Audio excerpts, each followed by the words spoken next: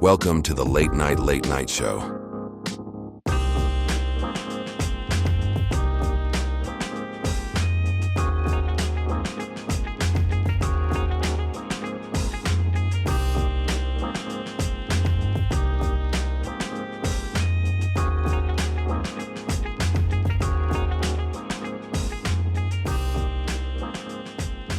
And now your host, Cuddy Bino.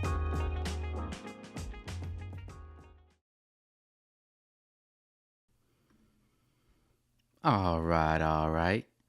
Welcome to another episode of the Late Night Show. And yeah, I'm not gonna beat around the bush. I've been gone a while. Yeah, I don't really have. I mean, I have a good excuse, but I don't feel good about the excuse. Yeah, basically, long story short, life has been kicking my butt. That's really the only way I can put it. So yeah, I've missed a few weeks. I tried to schedule a show a few weeks ago during the day, but that didn't work out. So, but yeah, I got in a little bit of a car accident last week, so that's kind of affected my entire short-term plan at the moment. But I'm okay. It wasn't anything bad. Like my airbags didn't go off or anything, but the car is not in a state to drive right now. It is in the shop, and I'm hoping my insurance is going to cover it because it was not a cheap accident, but it wasn't my fault. I feel like I should say that. But yeah, so that whole situation just like put me behind schedule on everything in my life, because now I have to, figure things out without a car for a month. So that sucks.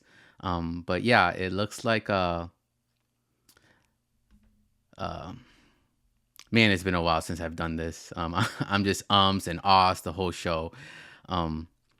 But yeah, before we get started on the show, I do want to say that I have been on social media the past few days, and I have seen a lot of extreme stuff. I will say, for those of you wondering where we are on the timeline, so the right-wing influencer Charlie Kirk was assassinated yesterday. So for those of you who don't know who he is, or for those of you who do know who he is, I don't really want to get into. When I made this show, I decided when I was creating this show that I would stay away from politics, and this is exactly why. Politics is just very messy.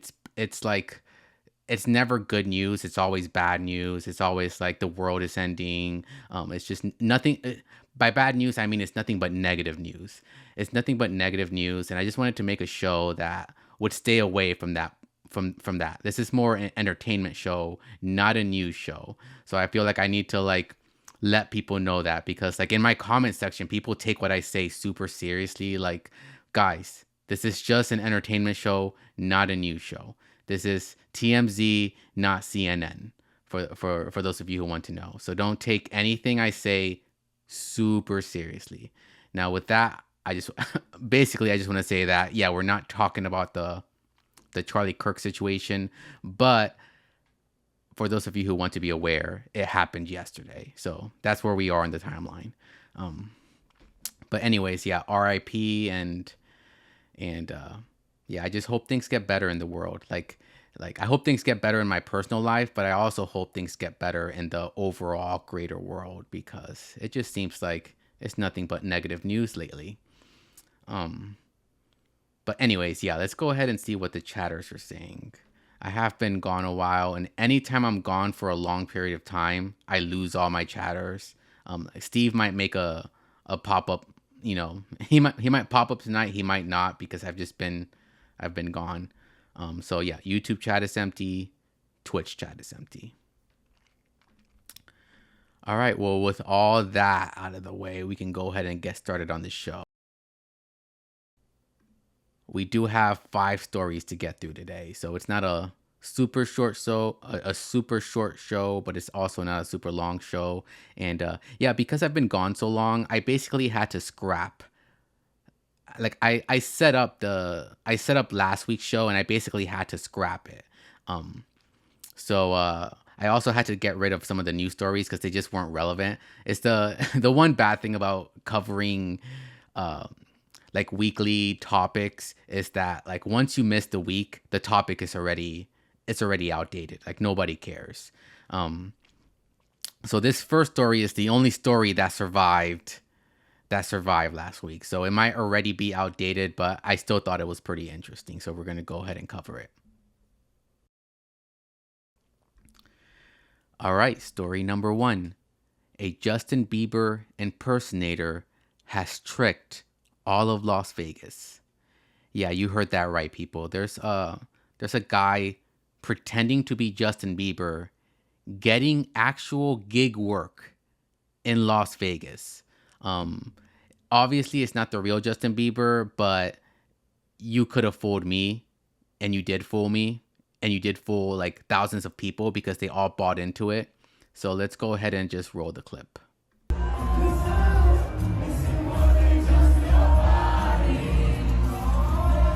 All right, what does it say here?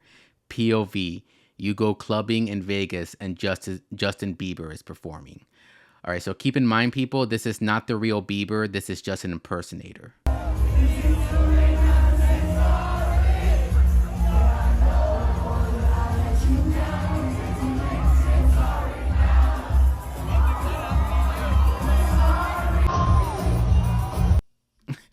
Watching everyone get scammed is wild. So this isn't even like some super small venue. This looks like an actual like pop in Vegas nightclub. And so what? Because they didn't hire this guy through Justin Bieber's like personal management or anything. They just did this guy just show up? Did this guy just show up at the club during night and was just like, "Hey, I'm Justin Bieber. Can you want if you pay me, in cash, I'll perform for you guys." Like how does this make any sense? What's the business behind this?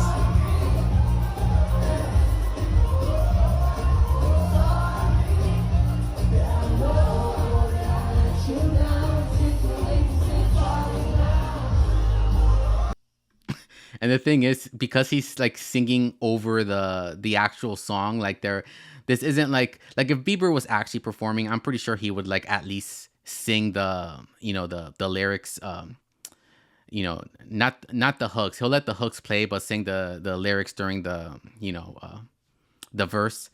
But not this guy. This guy's just he's letting the song do all the work. But he's not so bad that you would assume he's fake. That's the thing. This guy is legit in that like I would be fooled because he looks like Bieber, and like Bieber is not exactly known to be like the most best singer in the world. So like if he's not giving like a brilliant performance, you're not gonna bat an eye because you don't expect Bieber to. So this is exactly the type of level of singing I would expect the real Bieber to give us. So it doesn't surprise me.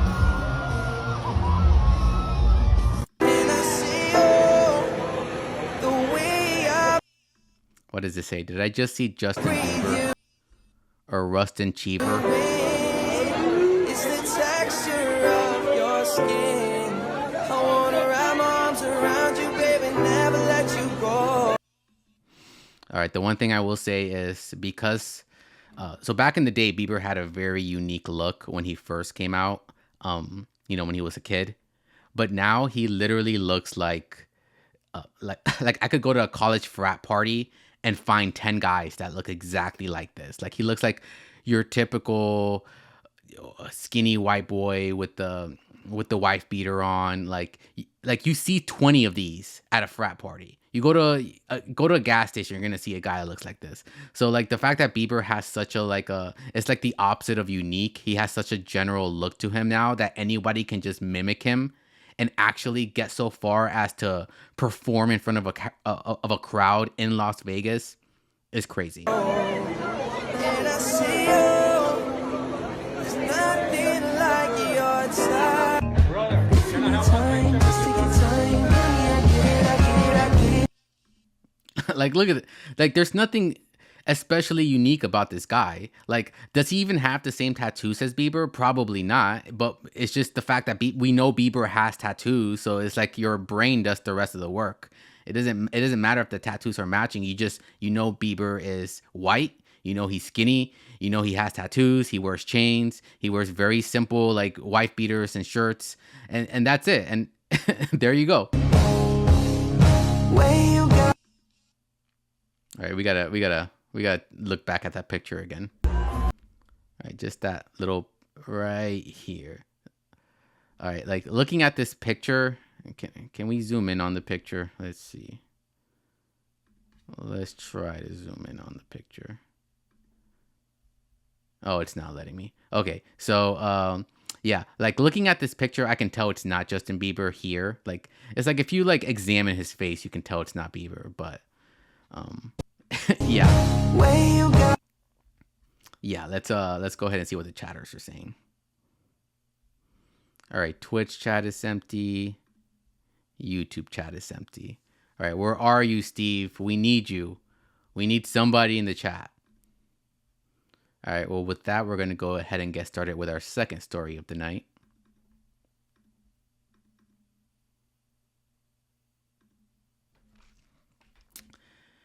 All right, story number 2.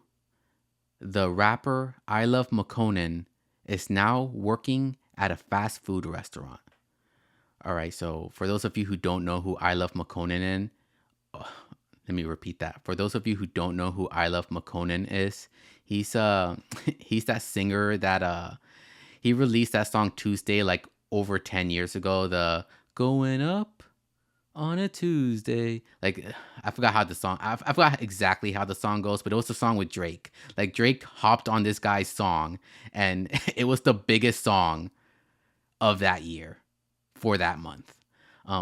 But yeah, apparently now this guy is working at a restaurant and he filmed himself and posted it on social media of him making burgers, and a lot of people were clowning on him, but I don't know if he deserves to be clowned on.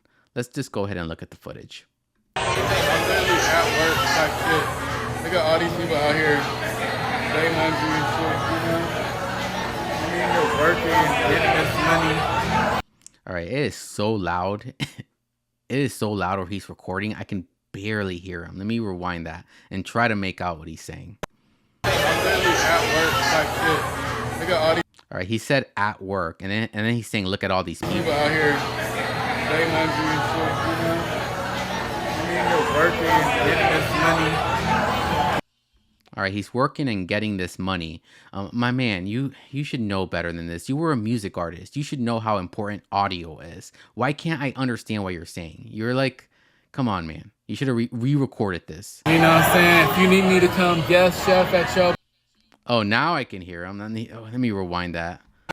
You know what I'm saying? If you need me to come guest chef at your motherfucking spot, holla at me. Let me know what city I'm coming through, cooking up. We got the smash burgers going off tonight, you know? All right, so I can't tell if this guy owns his own business because he's saying if you want me to guest chef at your restaurant. So I don't think he owns his own business. I think he's literally just taking money to like, you know, work at quote unquote work at a restaurant, maybe get some shine on the restaurant, and yeah, and then of course people are gonna show up because they want to see iLoveMakonnen working at a restaurant. You know, when I say people, I mean people my age. Like I don't think do Gen Zers even know who this man is? I'm tired already though, but you know, I love cooking for the people. So if y'all need me to pull up, let me know where. Tag your establishment. You need a guest cook come through. Oh my God, a guest cook come through. All right, so you know what it seems like? It's like instead of doing club appearances, he's doing restaurant appearances. So like if you're a restaurant and you want to hire a quote unquote hire a chef, yeah, iLoveMakonnen's your man. Maybe if he's smart, he'll perform the song Tuesday while he's cooking. And if he's smart, he'll get hired on a Tuesday and perform Tuesday on a Tuesday. So yeah, I'm not gonna lie, that video does make me a little sad because I feel like iLoveMakonnen isn't working at a burger restaurant because he just loves being a chef and he like loves food. I'm not gonna say that. I'm pretty sure he's doing it out of desperation for money. The money's just running dry, and I guess the checks just aren't coming through. People aren't streaming Tuesday anymore.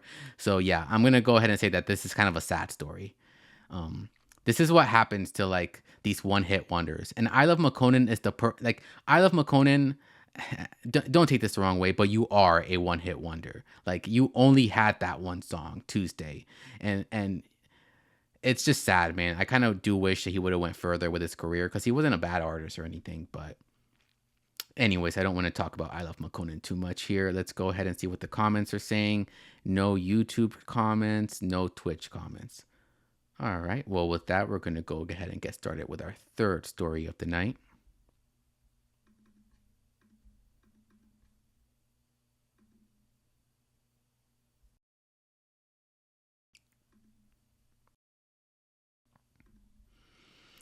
All right, story number 3. Snoop Dogg is scared of Disney movies. All right, so we're all familiar with the rapper Snoop Dogg. He recently did a podcast interview where he spoke about taking his grandson to see the Lightyear movie, the Toy Story spin-off movie that's centered around Buzz Lightyear, but like the quote-unquote real version of Buzz Lightyear that the fictional version was based off of in the Toy Story movie. It's a whole thing. I haven't seen it myself, but yeah, apparently Snoop said something that got a lot of controversy around it. So let's go ahead and see what he said. I took my grandson to see what was the movie with Buzz Light? Toy Story? Not that one, but the new Buzz. The Lightyear. I think it's called Lightyear. Yeah, with Kiki Palmer is in that movie. Okay. She plays like the daughter. So we watching it, and the lady, which is Kiki's mama, they move on into the space years. They move down the line. They're like, man, she had a baby with a woman. Well, my grandson in the middle of the movie like, Papa Snoop, how she have a baby with a woman? She a woman. Oh, I didn't come in for this. Came to watch the damn movie. Hey, man, watch the movie. They just said she had a baby. They both women's. How did she have a baby? Shh. The movie ain't over with. So it's like, I'm scared to go to the movies now. Like, y'all throwing me in the middle of I don't have an answer for it. All right. And so that was the controversial clip that went, viral online. Let me rewind that real quick. I took my grandson. All right. First of all, this is called The Giving Podcast. I'm not familiar with this podcast at all, but I do want to give a shout out because we are using their footage. Just give them their credit. But yeah, so there are two ways you can take this, what Snoop just said. You can either take it the first way, which is the way I took it, as in he's just half joking around. Like this almost sounds to me like it's just high talk. And like he was just, you know how when friends are telling a story to other friends and they're just like, oh yeah, and I was, running down the road and the dog started chasing me and I was so scared and like you can tell it's very exaggerated. That's how I took this story. I don't think Snoop is actually afraid of Disney movies. I think he was just, upselling the story, but I know some people are going to disagree with how I took it, and they're going to say, no, we're going to take Snoop at face value. So that's the second way to take it. It's to just take it at face value, and Snoop was actually upset about a lesbian couple being in a Toy Story movie. Now, if we're going to take it that way, I'm going to go ahead and say that Snoop, it isn't that big a deal. Like, he's over here saying, how did a lesbian couple have a baby? they adopted it. That would be my first guess. There was a surrogate. Like, I mean, I understand he doesn't want to have these conversations with a kid, but if it's a kid, just tell him the stork brought it. Like this, that, like if the kid asks, how was a baby made? Wouldn't that also be a conversation you don't want to have with a kid? So to me, I feel like Snoop is just making mountains out of molehills here. Like there's, like I'm pretty sure. I mean, I haven't seen Lightyear myself. It just didn't look like a good movie. But like the reason I didn't see Lightyear has nothing to do with there being a lesbian couple in a movie. The reason I didn't see Lightyear is because the movie itself didn't look appealing to me. Like, I don't want to see Buzz Lightyear being played by anyone other than who plays Buzz Lightyear in Toy Story. Is it Tim Allen? Yeah, Tim Allen. I don't want to see Buzz Lightyear played by anyone other than Tim Allen. I don't want to see a serious Buzz Lightyear movie. That's why I didn't see it. But I think if we're going to take Snoop at face value, I think Snoop is overreacting. Like, it's not a big deal. Like, there things in movies that you don't want to show your kids? Sure. But is this one of them? Like, come on, Snoop. It's like you want to be in trouble. Son to see. All right, let's answer for it. All right, that's pretty much all I had to say about that. Let's go ahead and see what the chatters are saying. All right, Twitch chat empty. YouTube chat empty. All right, we gotta start I gotta start being more what's the word? I have to get into a routine with this show, because I feel like anytime I'm on a roll, like doing weekly shows, I always have at least one chatter in the chat. But then when I take like a month long break, it's like everyone just disappears. So I got to get back into the routine of things. But with that said, we're going to go ahead and take a quick commercial break. And when we get back, we have 2 stories to get through. So just hold on tight, people. All right, just cue the commercials. All right. And welcome back to the show. All right, let's go ahead and see if there are any new chatters real quick. All right, no YouTube chatters, no Twitch chatters. All right, well then let's go ahead and get started with story number 4.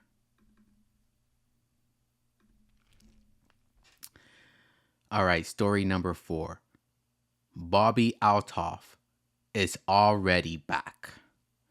All right, guys, it was just the last show that we were reporting that Bobbi Althoff was canceling her podcast because of low viewership. And literally just a few weeks later, she's back with a new podcast. And to start off the new podcast rollout, she brought Big Daddy himself, Drizzy Drake.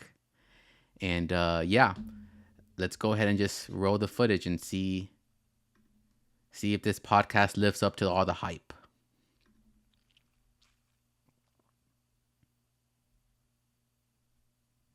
Welcome to a much more refined, poised, and pleasant podcast. Pleasant? I don't know about that. I know. I think that was just a word I'm trying to get you brand deals.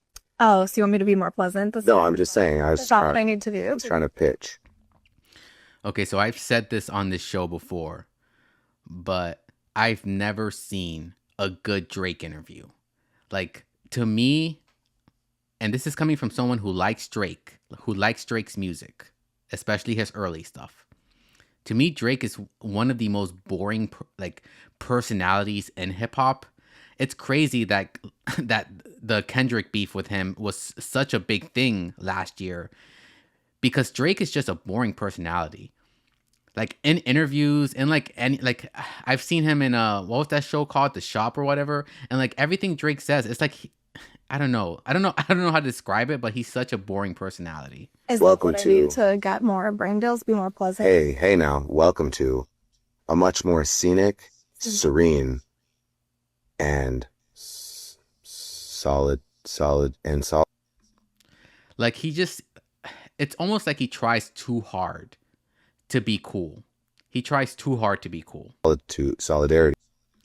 But it's like how how do I say? It's like he wants to be like I'm trying to think of a rapper who's naturally very cool. Okay, let's say someone like a ASAP Rocky who can like he can just be cool without saying anything. Drake wants to be that level of cool where he can just walk in the room and not say anything. But like, I mean, and to an extent, he is that level of cool. I mean, he is a superstar and all.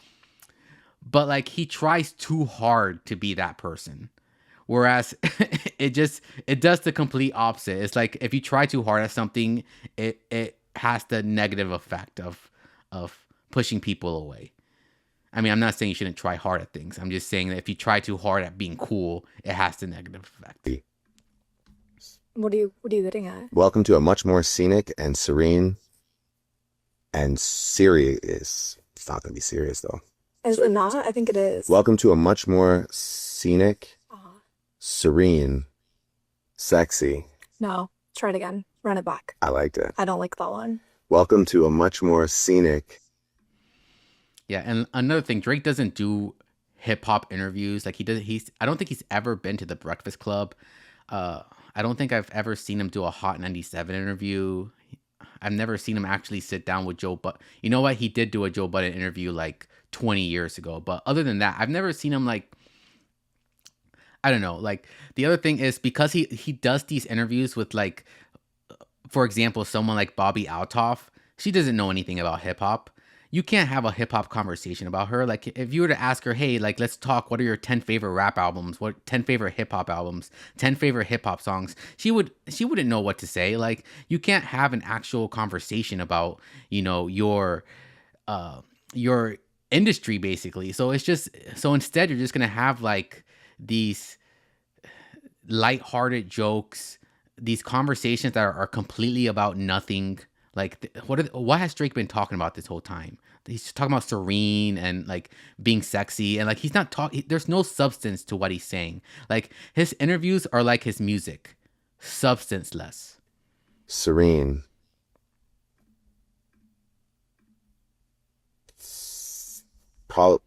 Equally sickening. Okay, never. Maybe I should just do it. Okay, go ahead. Welcome to the first episode of my new podcast that no one asked for. Not this again. All right, so is that the name of the podcast? Not this again? How could he put? I mean, I don't think so. That's not even a good name. Like her last podcast was called A Really Good Podcast or something. I don't remember what her podcast was called. It was a very generic title, but it was purposely generic. Her on and then take her off right after. Why would take you off? But that's kind of how people saw it. That's how people saw it. Was that I had so many interviews lined up where afterwards, once you unfollowed me, blocked me, everything, it was just pulled, and I was like, oh god, it was like such a. It was just like what, Ben Affleck or somebody? Who? No, who? I don't know. It was like. No, there was. All right, so what they're talking about, her very first podcast, Drake, she got Drake to do her very first episode of her very first podcast, and that's what blew this girl up, at least in my world. I had no idea who this girl was. I guess she was a TikTok influencer or something, but I had no idea who she was until like that Drake interview with her and Drake in the bed, which they're trying to recreate here. But yeah, and then apparently something happened and Drake unfollowed her on social media, and Drake is so sensitive, man. Like, imagine having a beef with this girl. And unfollowing her on social media because you have a beef. Like, come on, man. Like, ones that I had that I would need that were scheduled back in the day, after, and they pulled right after. I was calling everybody, going. I'm sure you were. Don't you? Well, you did not. Don't even say that and make people think you did that. You wouldn't do that. That's evil. But you did. You doing that was like you removing your like cosign. Yeah, of me, I guess. And people were like, why would I? If he doesn't even her, I'm not going to. And it was like pretty hard after that to like try to figure out how to make my way in the world without like with like people not knowing, because people thought it was bigger too than it was. People. I have no idea what this girl is talking about. Like this girl is speaking straight girl right now. Like she's speaking in circles, so I'm not even following what she's talking. I thought she was talking about like why Drake unfollowed her before, but now I have no idea what she's talking about. What happened between us was something like I don't know. We had something bigger. If you had a superhero name, what would it be? BBC girl. Oh, okay. That's where we're gonna end. That's crazy. How about you redo that without that? Sorry. If you had a superhero Okay, so apparently the joke is Drake is about to kiss this girl. name, what would it be? What would it be? And this is what I mean by Drake being corny. Like, if this man wasn't rich and famous, never mind. How do I clear up this rumor? What should I say to clear up this rumor? I'm not also not gonna lie, like they have what's the opposite of chemistry? Like they have no chemistry together. The world thinks that you just I'm a whore. No. It's almost like because Drake is so rich and famous, he doesn't have to try with girls anymore. So he doesn't know what like good game looks like. And so like to him, even if he spits bad game, a girl's gonna be receptive because it's a freaking billionaire. I mean, is Drake a billionaire? But yeah, it's Drake, so of course they're gonna be receptive. So like Drake thinks he's better with women than he actually is. Like if you were to switch Drake's mind or switch out Drake's mind from his body and put him on like a Rick Ross body, Drake wouldn't know. Drake wouldn't know. Well, I don't know. Because Rick Ross is also rich and famous. All right, you know what I mean. Put him in a regular average Joe's body, and he would have no game. Definitely. No, they just think that you magnetically attract the biggest anacondas on planet Earth. Okay, Why do they think that? Is it because you're like just so like sweet and dainty? I don't know why people say that. I don't want them to say that anymore. How are we gonna end it? Well, whatever we do is going to set the precedent for every interview after. So just what are you thinking? That's not what I want to happen every single interview. Can you imagine that being the thing? All right, and that was the interview.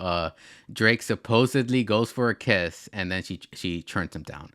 Even though I'm pretty sure that was rehearsed, or if not rehearsed, it was just Drake joking around, not to be taken serious. So yeah, that's my take on the Drake and Bobbi Althoff podcast. All right, looking at the chatters, we have no chatters. So let's go ahead and get started with our last story of the night. And this one is a continuation of a story we did before. All right, The Wizard of Oz at the Sphere is a huge success. All right, so we covered this last time, but the Wizard of Oz has gotten a AI makeover, and it's being shown at the Las Vegas Sphere for a lot of money. As you can see, this is making $2 million a day. So, and this is like how old is this movie? So yeah, let's go ahead and just roll the footage. We had to figure out super resolution, outpainting, and performance. We've talked about doing it in different ways, and we realized that we really needed to do it with AI. It's more than just like, okay, we're taking a small video and we're... All right, she said, oh, we try to figure out different ways, but we really needed to use AI. No, you just wanted to be cheap. I don't even understand why you need it to be cheap, because you're making $2 million a day. Why be cheap? Making it a big video with more pixels. It's like making sure that the nuance and the detail is there. The super resolution team found that AI models actually improved substantially if we fine-tuned those models on the actual material and references from the original film. When the original movie's in a rectangle, sometimes the characters enter or exit frame and their parts of their body are cropped off, and we have to restore that. So we call that character outpainting. So for example, I really want to see Dorothy. Okay, so we kind of saw a lot of this before, but they're basically explaining the process of how they used AI to add in things that weren't there before and make the picture bigger. And, you know, instead of it being like a 16:9 movie footage, it's filling up a whole dome. So with her shoes on at this. Now, it's really cool. Don't get me wrong. It's really cool in theory. But in practice. Frame, but I don't. If I've ever seen Dorothy's shoes on one frame, using these generative AI techniques, I can now show the shoes in a future one that we could not see her feet. The AI knows about Dorothy's shoes because we fine-tuned it on the Wizard of Oz movie. We've achieved outpainting results that are just magic. Performance generation is what we use when a character leaves the frame. You gotta figure out where they went because the audience is gonna see them at the Sphere because of the wider field of view. A good example is when Dorothy is talking to Aunt Em and Miss Gulch, Uncle Henry is off screen. So performance generation is like, what is he doing right off screen? Can we generate the rest of... By the way, for those of you new to my channel, I don't condone any of this. Like, I think the one place AI shouldn't be a part of is like, I can't even say that. I was going to say AI has no place in art, but like even I use a little bit of AI for like, you know, my commercials and stuff. So I don't want to say it has no place for art, but like, I don't think you should be tinkering with like, I don't think you should use it to tinker with older projects where the artist is already dead, so they have no say on what they can or what they can or can't allow. What he was doing. So we look at the original movie script and we say, what did the director intend and what was the performance supposed to be for this character? And then we generate guidance frames for where we think they should be and what we think they should be doing, adhering to the original movie. Taking a cinematic film and making it fully experiential at the scale of the Sphere, it's something we've never seen before. Working with Google, we found that the tech is powerful, but it's the artists working with that tech that makes something like this possible. This is new ground. Okay, so here's the thing. I would argue that those people aren't artists. They are engineers. They're not actually like the AI is doing all the artistic work. It's like they're not over here designing shoes for the movie. They're just inserting all the footage of Dorothy's rubies, and then it's making like, you know, fake footage of it. It's not them. They're not drawing or anything. So I don't know if I can call them an artist. For all of us, we've pushed AI further than ever on this project, and it's still evolving. It's never totally finished. Our hope is that the technology that we're using to create this illusion disappears, and the audience just feels like they're there on that same journey with these characters. Oh, we're almost there at last. It's beautiful, isn't it? Just like I knew. I will say the timing of this is perfect for in a pure business sense. The timing is perfect because, you know, like Wicked was one of the biggest movies last year, and I believe the sequel is supposed to be coming out this year. And for those of you who don't know, Wicked's supposed to be like a prequel to The Wizard of Oz. So like Wicked already has like such a huge fan base, and all those people that love, you know, that musical are going to go see this.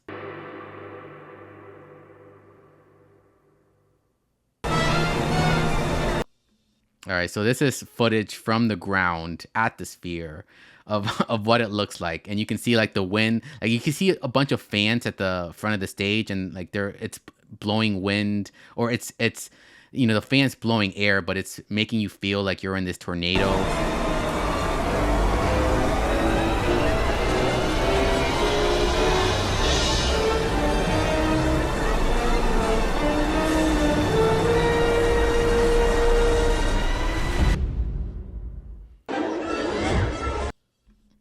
All right, and this is the scene where they're like the flying monkeys are attacking them, and look how crappy these AI monkeys look.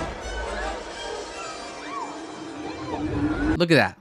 Why is the monkey like, it doesn't even look like the monkey's part of the footage. Like the monkey looks like he's like he looks like a midget. Like he looks so small compared to the scarecrow. Like why would this, like the scarecrow, you could knock this monkey out with like one hand.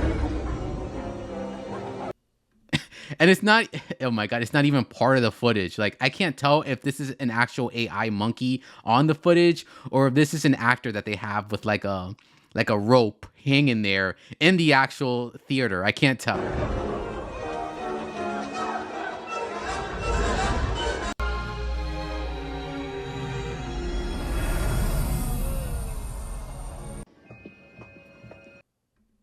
All right, what's this? I've shared 6 videos showing what's amazing about Wizard of Oz at Sphere Las Vegas. Here are my unpopular opinions on what I did not like. One, they cut almost 30 minutes out of the original film. All right, how does that work? Like, what 30 minutes did they cut out? And think to yourself. I don't remember Wizard of Oz being a long movie. So isn't it like a 90-minute movie? You cut 30 minutes out, it's just an hour long.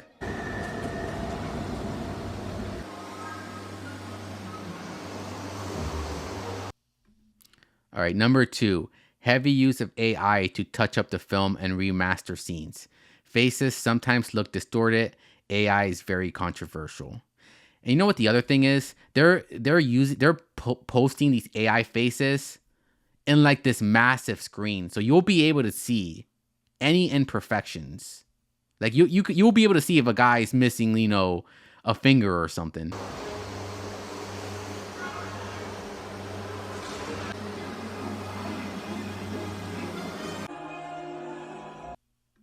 Number 3, the best special effects occur in the first few scenes, and there is no wow factor at the end. Minor gripe. I mean, if they cut out 30 minutes of the movie, then it's like that's the whole movie. Like the Dorothy shows up at Oz, and then like the next scene is they're at the castle. Like it's over. Though if I had to guess the reasoning, it's probably because this isn't really going to see the Wizard of Oz. This is more going to experience the Wizard of Oz. So they probably took out all of the footage that is just, 2 characters talking, and they just want to focus on like the quote unquote action scenes. Not that Wizard of Oz has action scenes, but like just the spectacle of it,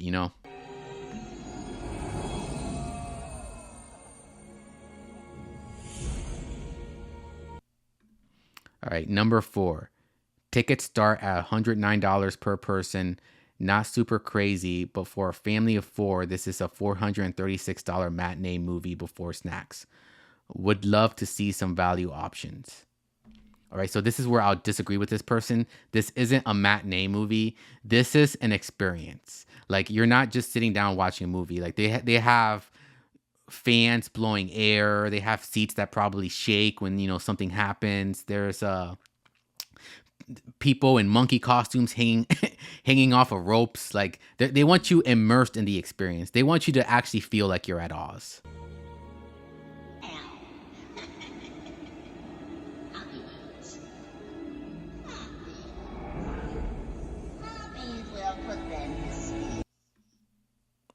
All right, and number 5, Wizard of Oz is a musical adaptation. This movie only had 1.5 actual songs because so much was cut.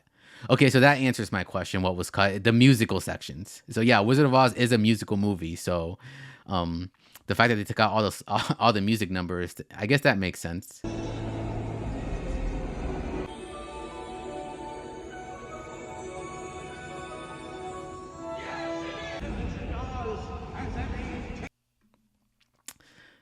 These are mostly minor grievances. Overall, this is a 10-10 must experience. At least once, a 10-10 must experience at least one show. I will go back. I just like sharing the good and the bad. Okay, so this person is kind of like me. They can nitpick something they like without hating on it. I think people on the internet are so black and white. Like, if you say something negative about like a song you like, they just assume you hate the song. Like, if you say like, the new Kanye album was good, but I didn't really like that, he was using too much auto-tune and blah, blah, blah. And they'll be like, oh, you didn't like the album. Like, no, I like the album. It's just, you can critique things and still like them. So even though this lady is saying like, oh yeah, like it sucks that they took out the songs, they took out 30 minutes of footage, and they had ugly AI stuff all over the screen. But besides all of that, it's still a fun experience, which I can understand. Like, this does look like a fun experience.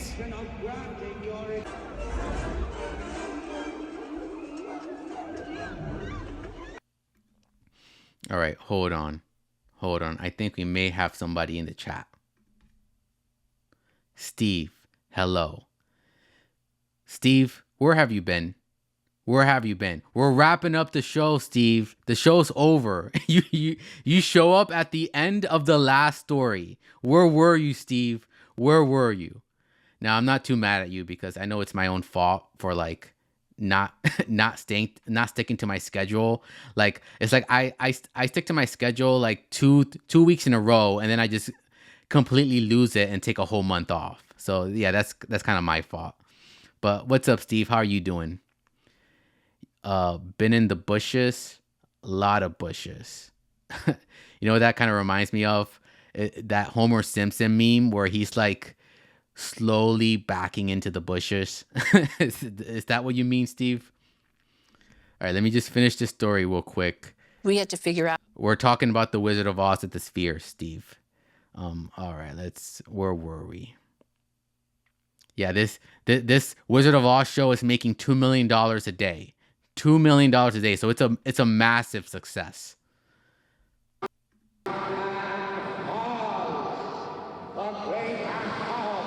There's no place like Sphere. That is the multi-million-dollar gamble that Sphere has made in reworking the original Wizard of Oz for its $2.3 billion. Wait, hold on. Let me rewind that. They have so that's the Sphere. Those must be some really big shoes then. Really big shoes. The original Wizard of Oz for its $2.3 billion venue. But hey, Las Vegas is for gamblers, so I put on a pair of red shoes and went to the premiere. I had to see how you adapt a rectangular movie screen to a domed venue. I had to see what they cut out to make the movie 70 minutes long. Also, I had to see how the original handmade special effects that I love from 1939 look sharpened up by high-tech visual artists and AI. I'm not gonna lie, those are exactly the reasons why I want to see the movie. Like, I don't want to support anything that was made by AI like this, so I'm not going to. But the tech nerd in me is interested to see, like, what did they keep in the movie? Like, what ugly AI stuff did they, like, try to shove in the movie that, like, just sticks out like a sore thumb? Like, I'm going more for, like, a curiosity's sake, you know? There are reasons why The Wizard of Oz needs a modern boost. Example, in 1939, the matte painted backdrop of the entrance to the wizard's throne room was 4 feet tall and done in pastel chalk on cardboard. Sphere blows that image up to the size of 3 football fields, and it looks good. Here's what works. The opening sepia sequence is fantastic once you deal with the weirdness that now everything in Kansas is in focus, and that Sphere has filled the massive image by adding more stuff. Now, there is a cow on screen when Dorothy sings Somewhere Over the Rainbow, and when she gets the line about bluebirds, you can see those too. The tornado has been totally redone. The camera goes inside the storm, and sitting in our seats, we're getting whipped by real air, very intense wind, and tissue paper leaves. It is awesome. Yet, when we land in Oz, the Sphere version all amped up is half dazzling, half distracting. The problem is the Munchkins and the people of Emerald City. In gigantic 16K resolution. So to me, this is more like an hour-long theme park ride than it is a movie. The digitalized extras pull too much focus. When Dorothy is sobbing, you can see all of their faces and they just look bored. All of the physical props in the room are great. We get hit by scented foam apples, dust. The crazy thing is, like, why doesn't the I don't know who owns the Las Vegas Sphere, but why don't these people get in touch with like someone from Hollywood and actually create from the ground up like a movie to be shown here? Like, instead of going the cheap, most greediest, most corporate, we just want your money way of doing this, why not just actually put in an actual genuine, like put in genuine effort into making like an actual special, you know, something special for the audience to take in, like, instead of just pandering to our nostalgia. Or better yet, you could have done this exact same thing with Wizard of Oz, taken this exact movie, but you didn't need to use AI. Why not just actually have people work on the movie, like animators and, you know, CGI people, like I said, actually put in effort. Artificial snow. Whenever we see the Wicked Witch, our seats buzz. But all right, Steve, how much did I miss? The whole show, Steve. You missed the whole show. This is the last story. But with 30 minutes edited out, the pace is so fast that it's an experience more than a movie. Ultimately, you are not watching The Wizard of Oz, you are giggling at a Wizard of Oz themed theme park ride. Okay, me and this girl on the same page. I did not see this before I reacted to it, so I didn't know she was going to say it's like a theme park ride. Because that's exactly what I'm thinking, like looking at it. So is there no place like Dome? Well, there's nothing like it, as long as the tickets are not costing Dorothy's Family Farm. Read my full dispatch in the Los Angeles Times. Film critic Amy Nicholson here, clicking my heels 3 times and headed back in the theater. Here it is. All right, what does this say? Apples falling from the sky inside the Sphere Vegas. Okay, so they also have prop apples that are falling from the sky. Where do you want to be on first?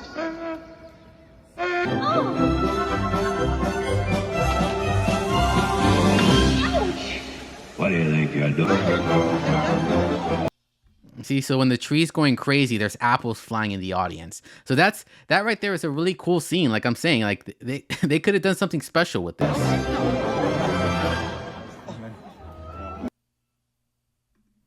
All right, and those apples are on sale at eBay for $250. That's more than the price of the ticket. So if you guys are smart, buy a ticket and grab an apple, and it'll pay for the ticket. All right, and I think that's the end of the clip. All right, let's go ahead and go back to the show, Let's go ahead and go back to the chat. Steve, how much did I miss? Yikes. Yeah, Steve, you missed the whole show. Don't feel too bad. Like, we didn't go over anything super important. Like, what did we go over? We went over like Snoop Dogg talking about, lesbian couples in Disney movies. We went over Drake and Bobbi Althoff. Can you believe it? Bobbi Althoff, after she retired, she's already back with a new podcast, and she already has Drake on the new podcast. What else did we cover? Justin Bieber impersonator performing at Las Vegas. iLoveMakonnen working at a fast food restaurant. The guy that had the song Tuesday. But yeah, nothing important. But then again, you guys should know that we're never going to cover anything truly important on this show. This is an entertainment show. I did start the show off with just talking about the Charlie Kirk incident that happened yesterday, and basically just saying that when I conceived of this show, I didn't want to cover political topics on this show. Like, my very first trailer for this show is actually me ranting about how we're not going to cover political topics on this show. And the only reason for that is because, one, political news is always negative, and I don't want to have a negative show where we're just ranting and raving about the world. And two, I wanted to cover entertainment topics. So like, this is more TMZ. This is not, CNN or any of those other news stations. Like, we're not covering anything super serious. So we're always just going to cover the fun stuff. But yeah, that's let's go ahead and see what the Twitchers are saying. All right, no Twitchers. All right, well, Steve, it's always a pleasure to have you in the chat, but that is our final news story of the day. So we'll go ahead and end it here. Non-negative news. Exactly. It's it's not even I don't even want to say non-negative news, because we could sometimes cover a negative news story that happens, like the Kanye making a Hitler song. I'm not going to say that was a positive news story, but it's not a political news story, even though I guess you could say it is. But you know what I mean. We're covering pop culture, celebrity culture, entertainment news. Like, we're just not covering, like, I don't want to cover the war on Gaza, the what's happening in the Middle East. Like, we're not doing any of that. Like, there's a ton of streamers talking about that stuff.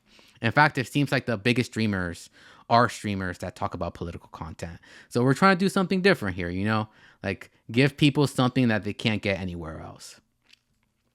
Steve, perfect. All right, Steve. Well, thanks again for coming through. And with that, we're going to go ahead and cue the credits. All right, people, I will try very hard to be back next week, same time, same place. Steve, I also forgot to mention, I was in a car accident, which is why I've been away for a while. I'm fine. My car's not fine, but I'm fine. So yeah, that kind of had me down to the dumps because I need my car. But anyways, with that, we're going to go ahead and cue the credits.